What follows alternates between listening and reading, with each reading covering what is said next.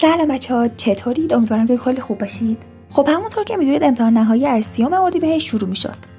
و اولین امتحانم دینی هستش با 200 صفحه و ما جمعه هم مهمون داشتیم. حالا بدتر از این که ما جمعه مهمون داشتید میدونید چیه؟ اینه که من پنجشنبه شب ساعت 11 شب یهو دلم هوس گوجه سبز حیاتمون رو میکنه و زمانی که دستمو بردم تا بزرگترین گوجه سبزی که با دستم لمس کرده بودم رو بچینم، یک عدد زنبور زرد از خدا بیخبر نیشش رو فرو میکنه توی انگشت کوچیکه دست راست من بنابر تجربیات قبلی خودم یه دونه سیتریزن میخورم و میگیرم میخوابم و شدیداً بر این عقیده بودم که فردا صبح هیچ اثری از نیش زنبور زرد روی انگشت من پیدا نمیشه.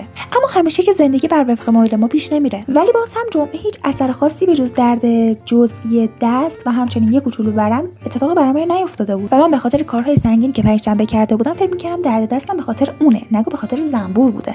تا اینکه شد امروز، یعنی شنبه، که من صبح زود از زور دست درد و خارش انگشت